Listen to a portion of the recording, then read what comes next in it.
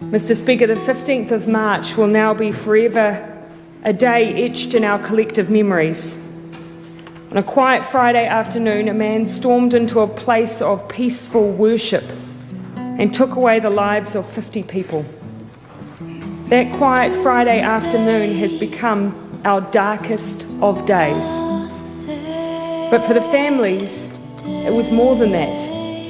It was the day that the simple act of prayer, of practicing their Muslim faith and religion, led to the loss of their loved ones' lives. Those loved ones were brothers, daughters, fathers, and children. They were New Zealanders. They are us. And because they are us, we as a nation, we mourn them. We feel a huge duty of care to them. And Mr. Speaker, we have so much we feel the need to say and to do. One of the roles I never anticipated having and hoped never to have is to voice the grief of a nation. At this time, it has been second only to securing the care of those affected and the safety of everyone. And in this role, I wanted to speak directly to the families. We cannot know your grief, but we can walk with you at every stage. We can and we will surround you with aroha, manaakitanga, and all that makes us us. Our hearts are heavy, but our spirit is strong. Mr. Speaker, less than 6 minutes after a 111 call was placed, alerting the police to the shootings at Al Noor Mosque, police were on the scene. The arrest itself was nothing short of an act of bravery. 2 country police officers rammed the vehicle from which the offender was still shooting. They pulled open his car door when there were explosives inside and pulled him out. I know we all wish to acknowledge that their acts put the safety of New Zealanders above their own, and we thank them. But they were not the only ones who showed extraordinary courage. Naheem Rashid, originally from Pakistan, died after rushing at the terrorist and trying to wrestle the gun from him. He lost his life trying to save those who were worshipping alongside him. Abdul Aziz, originally from Afghanistan, confronted and faced down the armed terrorist after grabbing the nearest thing to hand, a simple FPOS machine. He risked his life and no doubt saved many with his selfless bravery. There will be countless stories, some of which we may never know, but to each we acknowledge you in this place, in this house. For many of us, the first sign of the scale of this terrorist attack was the images of ambulance staff transporting victims to Christchurch Hospital. To the first responders, the ambulance staff and the health professionals who have assisted and who continue to assist those who have been injured, please accept the heartfelt thanks of us all. I saw firsthand your care and your professionalism in the face of extraordinary challenges. We are proud of your work and incredibly grateful for it. Mr. Speaker, if you'll allow, I'd like to talk about some of the immediate measures currently in place, especially to ensure the safety of our Muslim community and more broadly, the safety of everyone. As a nation, we do remain on high alert. While there isn't a specific threat at present, we are maintaining vigilance. Unfortunately, we have seen in countries that know the horrors of terrorism more than us, there is a pattern of increased tension and actions over the weeks that follow. That means we do need to ensure that vigilance is maintained. There is an additional and ongoing security presence in Christchurch. And as the police have indicated, there will continue to be a police presence at mosques around the country while their doors are open. When they are closed, police will be in the vicinity. There is a huge focus on ensuring the needs of families are met. That has to be our priority. A community welfare centre has been set up near the hospital in Christchurch to make sure people know how to access support. Visas for family members overseas are being prioritised so that they can attend funerals. Funeral costs are covered, and we have moved quickly to ensure that this includes repatriation costs for any family members who would like to move their loved ones away from New Zealand. We are working to provide mental health and social support. The 1737 number yesterday received roughly 600 texts or phone calls. They are on average lasting around 40 minutes, and I encourage anyone in need of reaching out to use these services. They are there for you. Our language service has also provided support from more than 5,000 contacts, ensuring whether you are ACC or MSD, you're able to pass on the support that is needed in the language that is needed. To all those working within this service, we say thank you. Our security and intelligence services are receiving a range of additional information.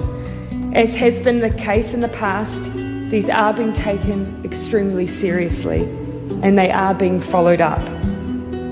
I know though, Mr. Speaker, that there have rightly been questions around how this could have happened here. In a place that prides itself on being open, peaceful, diverse. And there is anger that it has happened here. There are many questions that need to be answered, and the assurance that I give you is that they will be. Yesterday, Cabinet agreed that an inquiry, one that looks into the events that led up to the attack on the 15th of March, will occur. We will examine what we did know, could have known, or should have known. We cannot allow this to happen again. Part of ensuring the safety of New Zealanders must include a frank examination of our gun laws. As I've already said, Mr. Speaker, our gun laws will change. Cabinet met yesterday and made in principle decisions 72 hours after the attack. Before we meet again next Monday, these decisions will be announced. Mr. Speaker, there is one person at the centre of this terror attack against our Muslim community in New Zealand.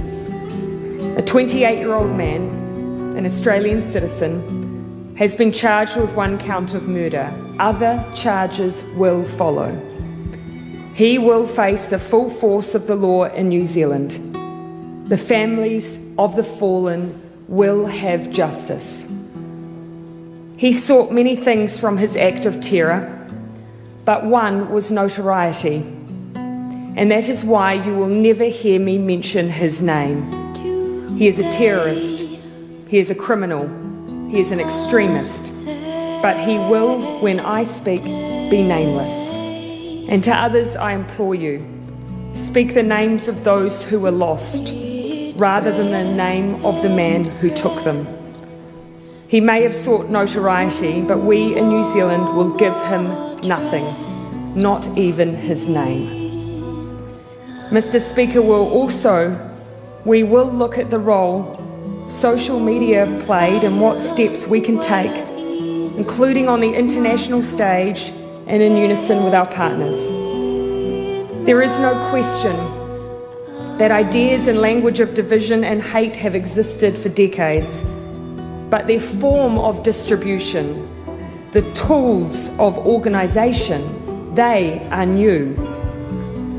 We cannot simply sit back and accept that these platforms just exist and that what is said on them is not the responsibility of the place where they are published. They are the publisher, not just the postman. There cannot be a case of all profit, no responsibility. This, of course, doesn't take away the responsibility we too must show as a nation to confront racism, violence and extremism. I don't have all of the answers now, but we must collectively find them. and we must act. Mr. Speaker, we are deeply grateful for all the messages of sympathy, support and solidarity that we are receiving from our friends all around the world. And we're grateful to the global Muslim community who have stood with us, and we stand with them.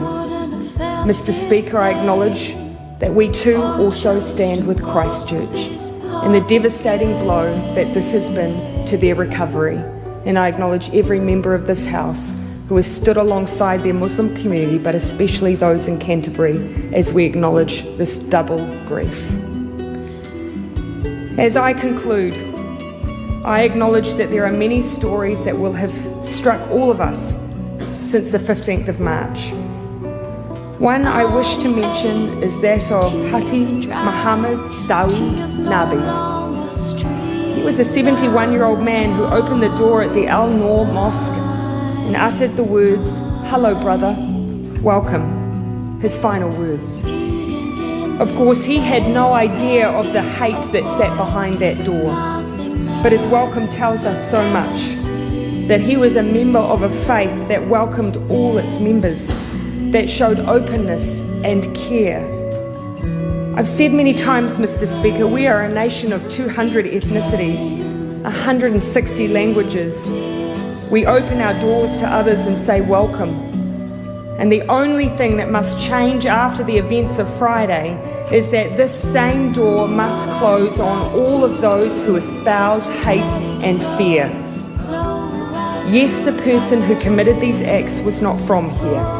He was not raised here. He did not find his ideology here. But that is not to say that those very same views do not live here.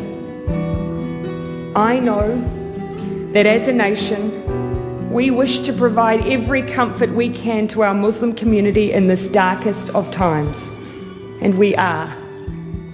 The mountain of flowers around the country that lie at the doors of mosques, the spontaneous song outside the gates. These are ways of expressing an outpouring of love and empathy. But we wish to do more. We wish for every member of our communities to also feel safe.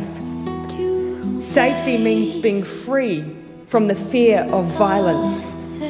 But it also means being free from the fear of those sentiments of racism and hate that create a place where violence can flourish. And every single one of us has the power to change that. Mr. Speaker, on Friday, it will be a week since the attack. Members of the Muslim community will gather for worship on that day. Let us acknowledge their grief as they do. Let's support them as they gather again for worship. We are one, they are us. Tato, tato. Assalamu alaikum. We rahmet Allah. We barakatuh.